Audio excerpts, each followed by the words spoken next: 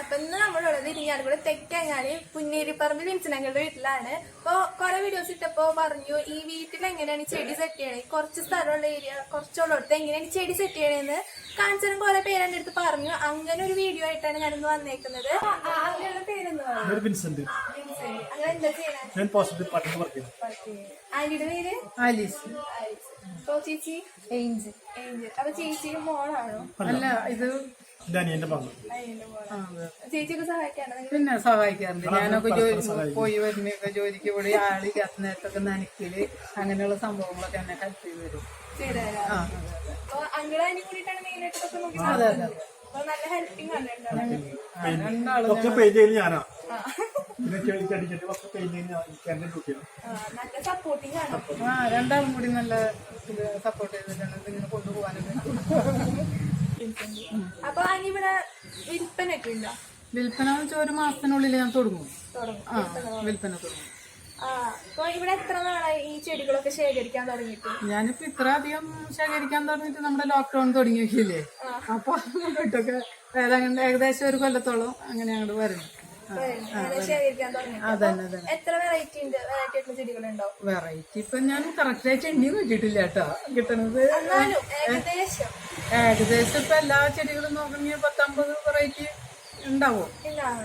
ഇവിടെ ഇലച്ചെടികളാണോ പൂച്ചെടികളാണോ കൂടുതൽ? ഞാൻ കൂടുതൽ ഇലച്ചെടികളാണ് ഉപയോഗിക്കുന്നത്.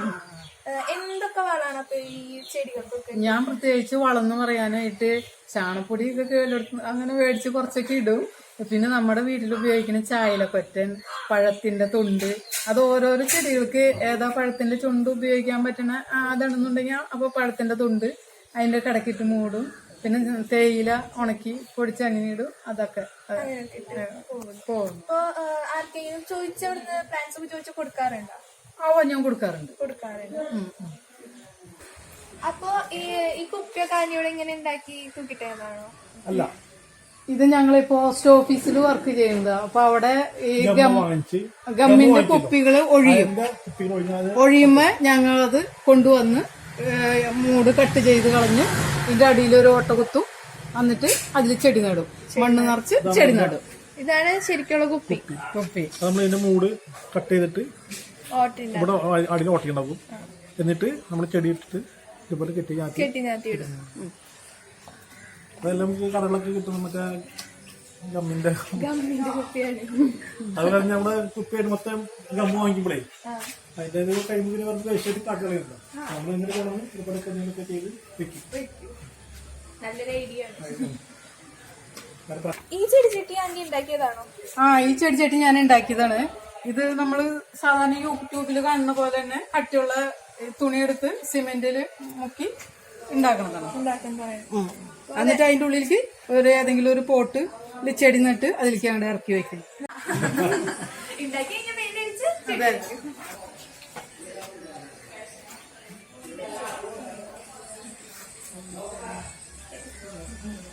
വെറിഗേറ്റഡ് പ്ലാന്റ് ആണല്ലേ? അതെ, അത് വെറിഗേറ്റഡ് പ്ലാന്റ്. കരാത്തിയുടെ വെറിഗേറ്റഡ്.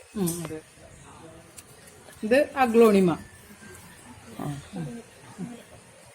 ഇതും അഗ്ലോണിമ വർഗത്തിൽപ്പെട്ട് തന്നെ. ഇത് അഗ്ലോണിമ.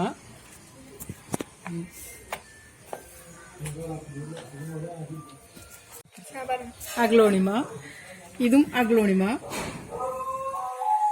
ഈ സെക്ഷനൊക്കെ ഇരിക്കുന്നത് അഗ്ലോണിമ തന്നെ. അഗ്ലോണിമയുടെ എത്ര വെറൈറ്റി ഉണ്ടാവും? ഇവിടെ ഒരു 8 വെറൈറ്റി ഉണ്ട്. ഇത് സെനഡു.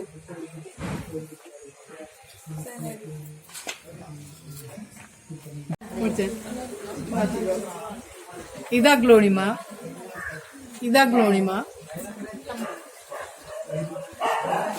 പിന്നെ വേറൊരു തരം അഗ്ലോണിമ.